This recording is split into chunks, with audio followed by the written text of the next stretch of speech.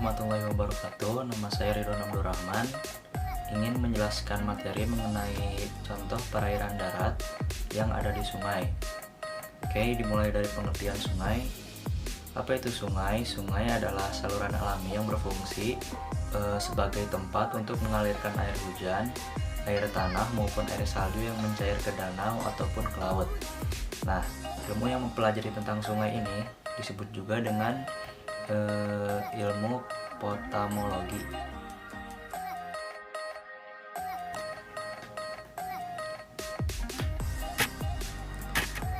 Berdasarkan gambar yang sudah ditampilkan, gambar tersebut menjelaskan bahwa sungai merupakan tempat mengalirnya air yang ada di daratan yang akan dikembalikan kembali ke laut ataupun ke danau. Nah, prosesnya itu yang pertama terjadi proses evaporasi. Nah, apa itu evaporasi? Evaporasi merupakan proses terjadinya transfer air dari permukaan bumi ke atmosfer. Nah, terjadinya evaporasi ini terjadi perubahan air menjadi gas ataupun uap. Nah, setelah terjadi proses evaporasi, dilanjut dengan proses transpirasi. Apa itu transpirasi? Nah, transpirasi ini adalah penguapan air yang naik ke atmosfer bumi. Nah, jadi kalau misalkan evaporasi tadi baru terjadi penguapannya saja masih di permukaan bumi, sedangkan transpirasi ini dia uap airnya sudah dinaikkan oleh matahari ke atmosfer bumi. Proses selanjutnya yaitu proses kondensasi. Nah, apa itu kondensasi? Kondensasi adalah proses siklus hujan yang dimana gas atau uap air yang kembali menjadi bentuk air. Proses kondensasi ini bisa terjadi secara langsung pada siklus tersebut setelah diisi dengan gas atau uap dalam jumlah yang banyak. Nah, setelah uap-uap air ini terkumpul dengan jumlah yang sangat banyak, otomatis dia akan diturunkan kembali ke permukaan bumi dalam bentuk tetesan air hujan, yang dimana nanti setelah tetesan air hujan itu sampai ke permukaan bumi, maka dia akan terserap kembali ke tanah ataupun bisa mengalir kembali ke sungai langsung, yang dimana nanti saat di sungai itu dia akan dialirkan kembali ke danau ataupun ke laut kembali, dan diulang-ulang terjadi prosesnya siklus yang sama. Nah, selanjutnya saya akan menjelaskan tentang jenis-jenis sungai.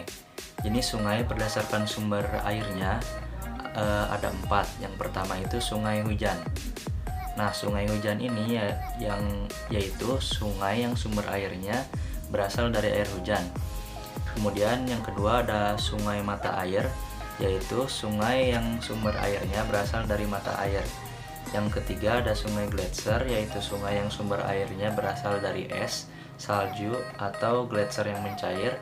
Dan terakhir ada sungai campuran atau sungai yang airnya bersumber dari campuran atas 3 sumber yang sudah tadi disebutkan ya. Selanjutnya jenis sungai berdasarkan volume airnya. Yang pertama sungai epimeral, yaitu sungai yang mengalir pada saat terjadinya hujan dan beberapa saat setelah hujan selesai. Yang kedua sungai intermiten, yaitu sungai yang mengalirkan airnya pada musim penghujan, sedangkan pada musim kemarau sungainya kering. Kemudian yang ketiga ada sungai perennial, yaitu sungai yang airnya mengalir sepanjang tahun. Nah, kemudian sungai periodik atau sungai yang pada musim hujan airnya banyak sekali. Kemudian yang terakhir ada sungai permanen, yaitu sungai yang pada musim penghujan dan musim kemarau debit airnya itu sama. Nah, kemudian ada jenis sungai berdasarkan arah aliran airnya. Nah, yang pertama itu ada sungai konsekuen, yaitu sungai yang arah airnya sesuai dengan kemiringan struktur geologisnya. Kemudian sungai subsekuen, yaitu sungai yang arah aliran airnya tegak lurus dengan sungai konsekuen. Sungai obsekuen, yaitu sungai yang arah aliran airnya berlawanan dengan sungai konsekuen dan menuju sungai subsekuen. Selanjutnya sungai resekuen, yaitu sungai yang aliran airnya sesuai dengan sungai konsekuen dan menuju sungai subsekuen. Dan terakhir, sungai insekuen, yaitu sungai yang arah alirannya tidak teratur. Selanjutnya, ada jenis sungai berdasarkan struktur geologinya. Yang pertama ada sungai antiseden, yaitu sungai yang mampu mempertahankan alirannya meskipun terjadi pengangkatan secara perlahan. Kemudian ada sungai reverse, yaitu sungai yang tidak mampu mengimbangi pengangkatan sehingga terjadi perubahan arah aliran. Kemudian ada sungai superposed, yaitu sungai yang mengalir pada suatu daratan peneplain sehingga struktur batuan di dataran tersebut tersingkap.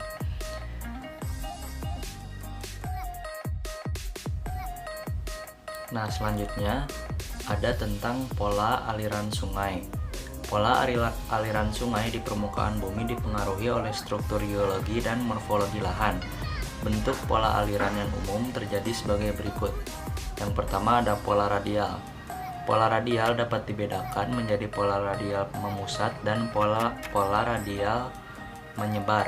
Pola radial memusat terjadi di daerah yang berupa basin, sedangkan pola radial menyebar terjadi di daerah yang berbentuk kubah atau dom. Yang kedua ada pola dendritik.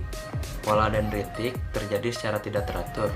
Anak-anak sungai bermuara ke induk sungai dengan sudut lancip dan tumpul. Pola seperti ini berkembang pada daerah dataran rendah. Kemudian ada pola trelis. Pola aliran trelis terdapat pada daerah lipatan. Aliran dan anak-anak sungai sejajar dengan sungai induk, tetapi alirannya bertemu dan membentuk sudut siku-siku. Selanjutnya ada pola rektangular. Pola aliran rektangular terjadi pada daerah patahan. Anak-anak sungai yang menuju induk sungai membentuk sudut siku-siku.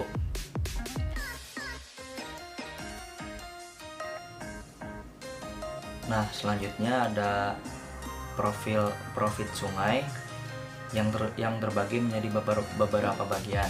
Yang pertama ada sungai bagian hulu. Sungai di bagian hulu mempunyai lembah berbentuk V. Hal ini disebabkan adanya lereng yang terjadi sehingga arus air cepat. Akibatnya erosi vertikal berjalan cepat. Di daerah ini belum terjadi sedimentasi sehingga air di daerah ini masih sangat jernih. Kemudian sungai bagian tengah. Sungai di bagian tengah mempunyai lembah berbentuk U. Di bagian ini erosi vertikal mulai mengecil dan erosi melebar atau horizontal menjadi lebih besar. Sedimentasi sudah mulai terjadi, namun materialnya masih agak kasar dan sudah terjadi aliran sungai yang berkelok atau minder. Selanjutnya ada sungai bagian hilir. Sungai di bagian bawah atau hilir berbentuk U atau U melebar. Gejala erosi vertikal sudah tidak ada, namun erosi horizontal masih dapat berlangsung.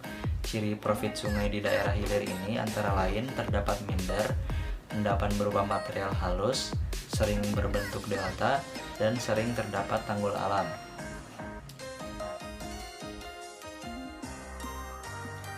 Selanjutnya ada manfaat sungai. Sungai memegang peranan penting bagi kehidupan manusia. Sejak dahulu manusia banyak memanfaatkan sungai. Pusat-pusat kota dan kerajaan ditempatkan di pinggir sungai. Demikian pula pemusatan pemukiman berada di sekitar sungai. Adapun manfaat sungai sebagai berikut. Penyuplai air untuk kebutuhan rumah tangga maupun industri, tempat membudidayakan perikanan air tawar, untuk kepentingan transportasi seperti di Pulau Sumatera, Kalimantan, dan Papua, untuk irigasi atau pengairan lahan pertanian, untuk pembangkit tenaga listrik, tempat pengambilan bahan bangunan, pasir dan batu, dan terakhir sebagai objek wisata dan olahraga air. Sekian materi yang dibawakan oleh saya. Selanjutnya materi akan dibawakan oleh teman saya Ramadan Adi Firdaus. Terima kasih. Terima kasih Ridwan atas penjelasan tentang sungai. Nah, setelah itu saya, Ramadan Adi Firdaus, akan menjelaskan tentang danau.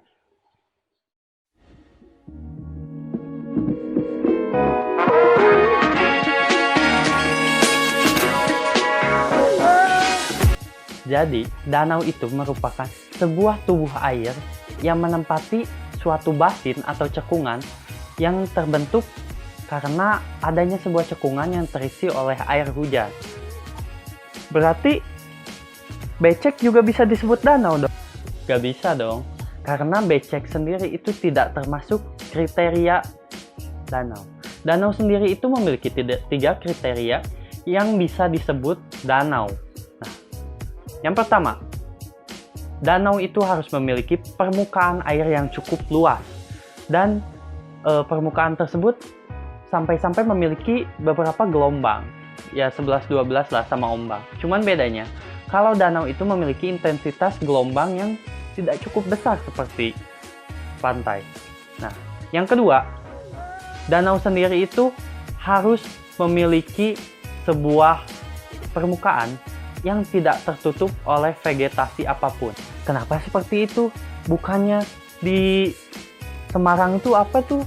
Ada danau yang ada tertutup eceng gondok. Nah, kebanyakan orang keliru. Nah, danau itu sendiri bernama Rawa Pening. Nah, dari namanya sendiri itu sudah rawa karena permukaan airnya itu tertutup oleh dengan eceng gondok, oleh tanaman-tanaman rawa lah. Jadi tidak bisa disebut danau walaupun segenangan air itu menempati sebuah basin yang sangat luas sehingga tidak bisa dikatakan danau, lebih tepatnya rawa. Yang ketiga, danau itu memiliki kedalaman sehingga memiliki tingkatan-tingkatan suhu. Nah, contoh danau itu beragam. Nah, tapi kebanyakan rata-rata kedalaman danau itu sekitar 62 meter ke atas. Sehingga bisa disebut bahwa danau itu memiliki sebuah kedalaman dan memiliki bermacam-macam tingkatan-tingkatan suhu. Baik itu mulai dari yang hangat, kemudian menjadi dingin. Bahkan ada danau yang memiliki strata suhu yang berbeda, yaitu Danau Baikal. Danau Baikal sendiri merupakan danau paling dalam di dunia yang berada di Rusia. Oh, berarti danau sendiri bisa dong ya kalau kita itu melihat sebuah danau. Nah, tapi gimana ya? Kita bisa tahu danau itu terbentuknya gimana sih? Apakah semua danau itu sama di seluruh dunia? Tidak. Danau sendiri itu memiliki beberapa jenis. Mulai dari yang umum hingga yang langka dan tidak ada di Indonesia. Mau tahu? Lanjut. Pertama, danau glasial. Danau glasial sendiri itu danau yang terbentuk akibat adanya suatu aktivitas gletser yang membentuk sebuah cekungan sehingga cekungan itu terisi oleh air. Nah, danau glasial sendiri itu tidak ada di Indonesia sejauh ini. Karena Indonesia sendiri merupakan negara tropis yang memiliki jumlah gletser yang sedikit. Nah, kebanyakan danau glasial itu terdapat di belahan bumi yang subtropis. Contohnya adalah Danau Huron di Kanada dan Danau Ontario di Amerika Serikat. Kemudian ada Danau Michigan juga di Amerika Serikat dan kebanyakan itu di Islandia dengan namanya Eyjafjallajökull. Agak susah dilafalkan tetapi ini namanya. Nah, yang kedua, ada danau vulkanik. Danau vulkanik sendiri itu terbentuk akibat adanya aktivitas vulkanik. Nah, salah satu yang paling umum itu adalah aktivitas vulkanik yang mengakibatkan sebuah kaldera gunung Merapi itu membentuk kaldera yang sangat besar dan lama-kelamaan kaldera tersebut kering sehingga terisi oleh air. Nah, untuk danau jenis ini banyak terdapat di Indonesia. Contohnya ada Danau Maninjau di Sumatera Barat, ada Danau Towuti di Papua, dan juga ada Danau Segara Anak. Yang paling terkenal yaitu Danau Segara Anak yang berada di kawah Gunung Rinjani, Nusa Tenggara Barat. Dan di Bandung sendiri ada juga danau vulkanik, yaitu Danau Lembang atau biasa disebut Situ Lembang. Situ Lembang sendiri lebih tepatnya bisa dikatakan danau karena kedalamannya itu rata-rata 61,2. Dan Danau Lembang sendiri itu vegetasi di permukaannya cukup sedikit. Yang ketiga, danau tektonik. Danau tektonik terbentuk akibat adanya aktivitas-aktivitas tektonik berupa patahan yang antara satu sama lain semakin menjauh sehingga membentuk sleng atau lembah. Dan lama-kelamaan lembah tersebut terisi oleh air. Banyak di Indonesia terdapat danau tektonik, tapi yang paling terkenal itu Danau Tempe. Danau Tempe yang ada di Sulawesi Selatan. Dan kemudian ada Danau Singkarak yang berada di Sumatera Barat. Yang keempat, Danau Tektovulkanik. Hah? Bukannya tadi itu udah disebutin ya, ada danau vulkanik, ada danau tektonik, kok bisa keduanya? Bisa dong. Danau tektovulkanik sendiri terbentuk akibat adanya kedua aktivitas tersebut. Aktivitas tektonik dan vulkanik. Nah, banyak orang tidak menyangka bahwa danau jenis ini merupakan salah satu danau yang paling terkenal di Indonesia, yaitu Danau Toba. Danau Toba sendiri terbentuk akibat adanya aktivitas vulkanik Gunung Toba dan aktivitas tektonik yang berada di sekitaran Gunung Toba. Nah, awal mula sendiri, kaldera Toba ketika letusan 6,4 atau 64 juta tahun yang lalu, itu mulai membentuk sebuah kaldera yang sangat besar, tetapi kaldera tersebut tidak cukup besar. Nah, mungkin karena adanya faktor alam, terjadilah gempa yang sangat besar sehingga dinding kaldera tersebut rubuh dan mengekspansi wilayah danau. Sehingga kita bisa melihat Danau Toba yang seperti sekarang. Yang kelima, Danau Kars. Danau Kars sendiri itu terbentuk akibat adanya sedimentasi kapur yang terbentuk karena adanya tetesan-tetesan air yang lama-kelamaan membentuk cekungan yang sangat besar. Dan kebanyakan si pelarutan kapur ini membentuk dolina. Dolina sendiri merupakan sebuah cekungan yang berada di bawah permukaan kapur, atau lebih tepatnya rongga-rongga kapur. Nah, danau-danau ini kebanyakan itu berada di daerah Gunung Kidul, Yogyakarta, yang merupakan daerah kars terbesar di Indonesia dan memiliki kandungan kars yang sangat banyak. Nah, salah satu yang menjadi primadona yaitu danau yang berada di Gua Pindul. Nah, itu bisa dikatakan danau karena memiliki kedalaman yang super masif. Kebanyakan kedalamannya rata-rata 72 meter. Kemudian ada danau yang terbentuk berdasarkan alirannya. Ini agak kompleks. Danau ini terbagi atas 3. Ada danau Oxbow, ada danau lateral, dan ada danau delta. Nah, untuk membedakannya, saya akan membahas satu-satu. Pertama, Danau Oxbow atau Danau Tapal Kuda. Danau ini sendiri terbentuk apabila suatu aliran itu membentuk meander, kemudian si meander ini memiliki kelebihan aliran yang mengakibatkan si aliran tersebut membentuk suatu danau. Contoh danau dari Danau Oxbow ini adalah danau di hilir Sungai Mahakam, Kalimantan Timur. Nah, kedua, ada danau lateral. Danau lateral sendiri itu terbentuk akibat adanya sedimentasi yang mengelilingi sebuah muara, dan kemudian muara tersebut, dari sedimentasi tersebut membentuk suatu basin dan kemudian terisi oleh air. Contoh dari danau ini adalah Danau Sentarum yang berada di aliran Sungai Kapuas, Kalimantan. Nah, Danau Sentarum sendiri itu terbentuk dikarenakan adanya sebuah sedimentasi yang mengepung muara Sungai Kapuas dan kemudian membentuk suatu danau di sekitar muaranya. Yang ketiga, ada Danau Delta. Danau Delta sendiri itu sebenarnya pengertiannya cukup mudah, yaitu danau yang berada di sebuah delta. Nah, danau ini sendiri itu kebanyakan berada di Vietnam. Salah satunya itu adalah danau yang berada di delta Sungai Mekong, tetapi yang terkenal itu adalah Danau Athabasca yang berada di Kanada. Ini terbentuk di delta.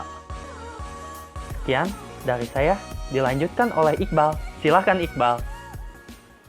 Terima kasih Ramadan telah menyampaikan materi tentang danau. Selanjutnya, saya akan menjelaskan tentang materi rawa.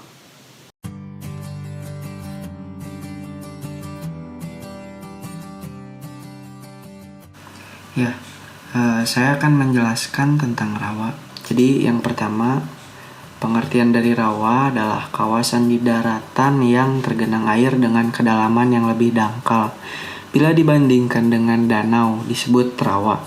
Rawa biasanya ditumbuhi berbagai tanaman air di daerah sekitar pantai rawa-rawa banyak ditumbuhi hutan bakau mangrove. Nah, jadi rawa ini juga memiliki manfaat dan fungsi. Nah, fungsi dari rawa tersebut contohnya untuk persawahan pasang surut, penghasilan kayu, contohnya bakau, ulin, melati, dan sebagainya. Lalu juga penghasil nipah dan rumbia untuk atap rumah, wilayah pemukiman, untuk budidaya juga bisa, atau penghasilan jenis ikan tertentu, serta tempat menggembala kerbau atau itik. Nah, terus juga rawa itu memiliki jenis-jenis. Nah, yang pertama, rawa berdasarkan lokasi terjadinya. Nah, yang pertama ada rawa sungai. Rawa sungai adalah rawa yang terjadi karena bentuk sisi kiri dan kanan sungai yang diperoleh dari daerah rendah sehingga airnya sungai terus-menerus merendamnya. Lalu yang kedua, rawa pantai. Nah, rawa pantai itu rawa yang diekstraksi dari daerah pantai. Jenis rawa ini disebabkan oleh pasang surut. Nah, proses rawa yang disebabkan bentuknya yang kecil di tepi laut sehingga bisa dibanjiri air laut. Lalu rawa payau. Nah, rawa payau rawa yang terjadi di mulut sungai dan disebabkan oleh pasang surut. Padang rumput payau terjadi karena mereka diperoleh dalam bentuk kecil di sekitar muara. Lalu ada rawa danau. Nah, kalau rawa danau itu rawa yang diciptakan oleh efek pasang surut. Pada musim hujan, danau itu terjun secara alami ke lingkungan. Dan selama musim kemarau, air danau dari rawa danau itu menguap. Lalu ada rawa cekungan. Nah, kalau rawa cekungan, rawa yang diperoleh di daerah-daerah tertentu dari cekungan dan secara konstan diisi dengan air. Nah, lalu yang B, rawa berdasarkan tipe airnya. Jadi ada 3 ya tipe air dari rawa itu. Yang pertama ada rawa air tawar. Kalau rawa air tawar itu rawa yang polusi airnya disebabkan oleh air sungai, air hujan, dan air tanah. Nah, rawa ini memiliki rasa air tawar. Lalu juga ada tipe air asin, tipe rawa air asin. Nah, tipe rawa air asin adalah rawa dengan beban air yang terdiri dari air garam. Rawa air asin tersebar luas di pesisir Indonesia. Lalu ada rawa air payau. Nah, kalau rawa air payau, rawa yang muncul karena tersedianya perpaduan antara air asin dan air tawar. Rawa air payau itu memiliki rasa air yang payau. Materi selanjutnya akan dijelaskan oleh Nabil. Assalamualaikum warahmatullahi wabarakatuh. Nama saya Nabil Fazila dari kelas MIPA 6. Saya akan menjelaskan tentang perairan laut.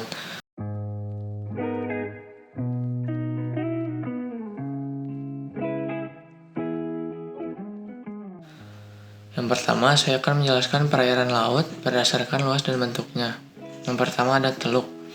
Teluk ini adalah bagian laut yang menjorok ke daratan, contohnya seperti Teluk Pelabuhan Ratu dan Teluk Poso. Lalu yang kedua ada selat.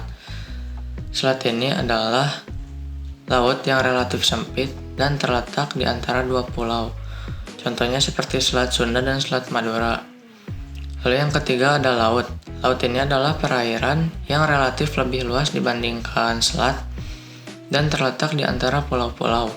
Contohnya seperti Laut Jawa dan Laut Merah.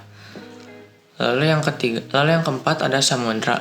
Samudra ini adalah lautan yang sangat luas yang terletak di antara benua-benua. Contohnya seperti Samudra Pasifik dan Samudra Hindia. Lalu ada perairan laut berdasarkan proses terjadinya. Yang pertama ada laut transgresi. Laut transgresi ini terjadi karena adanya genangan air laut terhadap daratan yang terjadi pada akhir zaman es. Contohnya seperti Laut Jawa dan Laut Arafuru. Lalu ada laut regresi. Laut ini adalah lautan yang menyempit. Laut ini terjadi penurunan permukaan air laut dikarenakan zaman es. Lalu yang ketiga ada laut ingresi. Laut ini terjadi karena adanya penurunan dasar laut. Contohnya ada Laut Flores, Laut Sulawesi, dan Laut Maluku. Lalu yang terakhir ada perairan laut berdasarkan letaknya. Yang pertama ada laut tepi. Laut ini terletak di tepi benua. Contohnya seperti Laut Cina Selatan. Dan yang kedua ada laut pertengahan. Laut ini terletak di antara benua-benua. Contohnya seperti Laut Tengah atau Laut Mediteran. Lalu yang terakhir ada laut pedalaman. Laut ini terletak di antara benua-benua di tengah benua dan di antara pulau-pulau. Contohnya seperti Laut Kaspia, Laut Hitam, dan Laut Mati. Kemudian mengukur kedalaman laut. Ada dua cara, yaitu dengan menggunakan teknik bandul hitam dan menggunakan gempa duga atau echo sounder.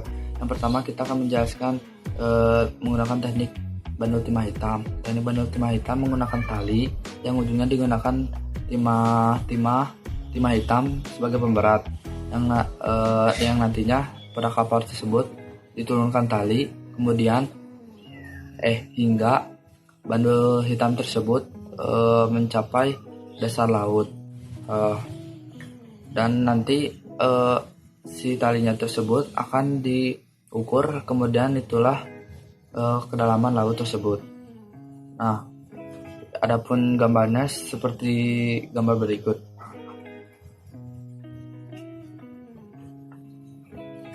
Kemudian yang kedua ada gempa duga atau echo sounder. Penggunaan teknik ini didasarkan pada hukum fisika tentang perambatan dan pemantulan bunyi dalam air. Syarat bunyi yang dikeluarkan dari sebuah peralatan yang dipasang di dasar kapal memiliki kecepatan merambat rata-rata 900 meter per detik sampai membentuk dasar laut. Ini juga ada gambarnya seperti gambar tersebut.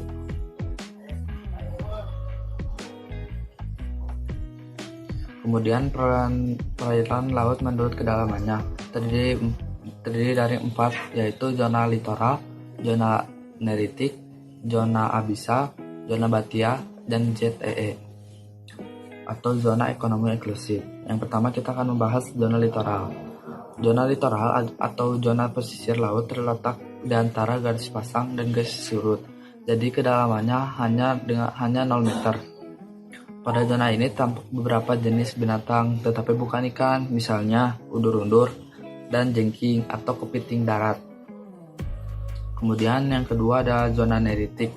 Zona neritik adalah laut yang terletak pada kedalaman 0 meter sampai dengan 200 meter.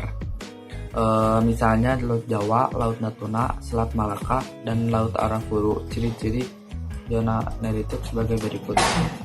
Sinar matahari masih menembus dasar laut, kedalamannya 200 meter. Bagian yang paling banyak terdapat ikan dan tumbuhan laut. Jadi di zona neritik ini bagian paling banyak terdapat ikannya dan tumbuhan lautnya. Kemudian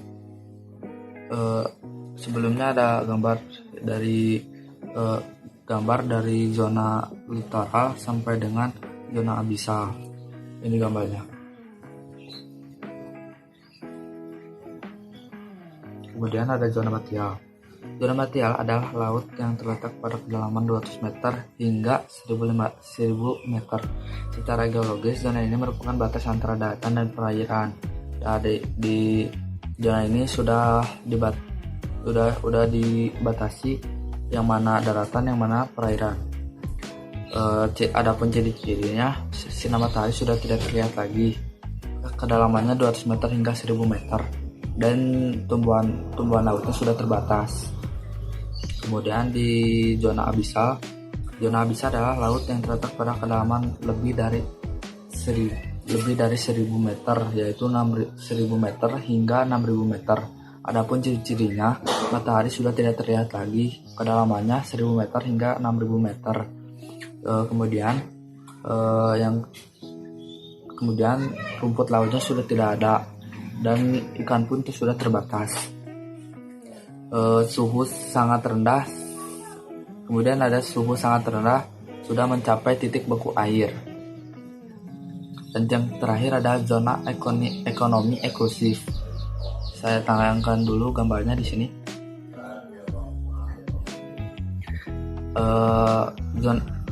Zona ekonomi eksklusif adalah zona yang luasnya 200 mil dari garis dasar pantai, yang mana dalam zona tersebut sebuah negara pantai mempunyai hak atas kekayaan alam di dalamnya dan berhak menggunakan kebijakan hukumnya, kebebasan bernavigasi, terbang di atasnya, ataupun melakukan penanaman kabel dan pipa.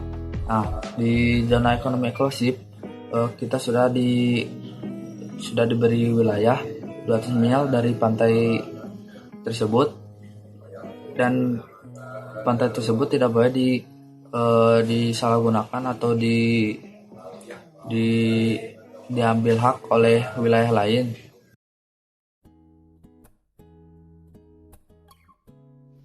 Assalamualaikum warahmatullahi wabarakatuh. Nah, sebagaimana telah dijelaskan oleh Juhud tentang kedalaman laut, nah di sini saya Beni Wijaya akan menjelaskan tentang arus laut. Apa sih arus laut? Nah, arus laut itu adalah pergerakan massa air secara vertikal dan horizontal sehingga menuju keseimbangannya, atau gerakan air yang sangat luas dan terjadi di seluruh lautan dunia. Nah, arus laut bisa dipengaruhi oleh angin, perbedaan tekanan air, perbedaan densitas air, dan lain-lain. Nah, sekarang kan kita udah tahu apa itu arus laut. Nah, sekarang kita akan membahas apa saja yang bisa mempengaruhi gerak arus laut. Nah, arus laut bisa dipengaruhi oleh bentuk topografi. Nah, kenapa topografi bisa mempengaruhi arus laut? Nah, topografi dapat mempengaruhi arus laut ketika arus laut itu bertemu dengan topografi yang ekstrim. Nah, semakin landai bentuk topografi, maka semakin cepat arusnya. Nah, kalau semakin halus gitu, arusnya juga semakin lambat. Kemudian ada gaya Coriolis. Gaya Coriolis mempengaruhi aliran massa air. Jadi gaya Coriolis ini membelokkan arah arus dari arah yang lurus. Nah, gaya Coriolis juga menyebabkan timbulnya perubahan arah arus yang kompleks susunannya yang terjadi sesuai dengan semakin dalamnya kedalaman suatu perairan. Kemudian ada perbedaan densitas. Perbedaan densitas menyebabkan timbulnya aliran massa air laut yang dalam di daerah kutub selatan dan kutub utara ke arah daerah tropik. Nah, setelah membahas tentang apa saja faktor yang dapat mempengaruhi gerak arus laut, nah sekarang kita akan membahas tentang penyebab terjadinya arus laut. Nah, arus laut bisa dipengaruhi oleh angin atau yang disebut dengan arus Ekman. Kemudian arus juga bisa dipengaruhi oleh densitas dan gravitasi yang disebut dengan arus termohalin. Kemudian ada arus yang dipengaruhi oleh pasang surut air laut atau yang disebut dengan arus pasut atau arus pasang surut tentunya.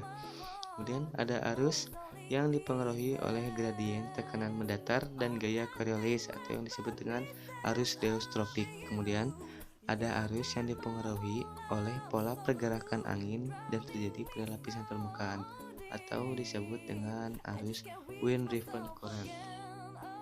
Nah, sekarang kita lanjut ke pembahasan berikutnya, yaitu tentang arus laut berdasarkan kedalaman. Nah, arus laut berdasarkan kedalaman dibagi menjadi dua, yaitu arus permukaan dan arus dalam. Apa itu arus permukaan? Arus permukaan terjadi pada beberapa ratus meter dari permukaan, bergerak dengan arah horizontal dan dipengaruhi oleh pola sebaran angin. Nah, kemudian ada arus dalam. Apa itu arus dalam? Arus dalam terjadi jauh di dasar kolom perairan. Arah pergerakannya tidak dipengaruhi oleh pola sebaran angin dan membawa massa air dari daerah kutub ke daerah ekuator atau khatulistiwa. Kita lanjut ke pembahasan berikutnya, yaitu arus laut berdasarkan suhu. Arus laut berdasarkan suhu dibagi menjadi dua, yakni arus panas dan arus dingin. Arus panas yaitu suhunya lebih panas dari suhu air laut di sekitarnya. Contohnya arus Gulf Stream, Kuroyoshiwo, Brasilia, Mascaren, Agulhans. Dan arus dingin yaitu suhunya lebih dingin dari suhu air laut di sekitarnya. Contohnya arus Peru, arus Oyasiwo, Labrador, Canary, Benguela, sama arus California. Nah, sekarang kita masuk ke pembahasan terakhir, yaitu tentang relief dasar laut.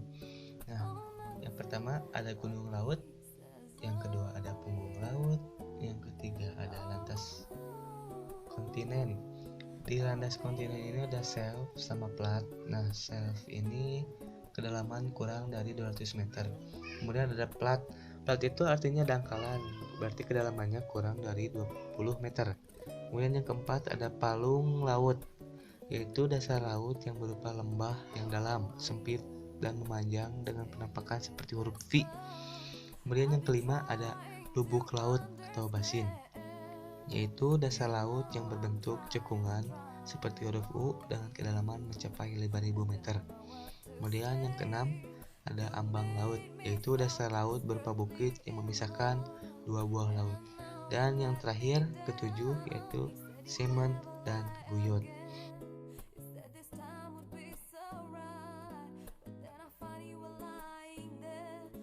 Nah, sekian pembahasan dari saya. Mungkin kurang lebihnya pasti ada, dan cukup sekian dari kelompok kami. Wabillahi taufiq wal hidayah. Wassalamualaikum warahmatullahi wabarakatuh.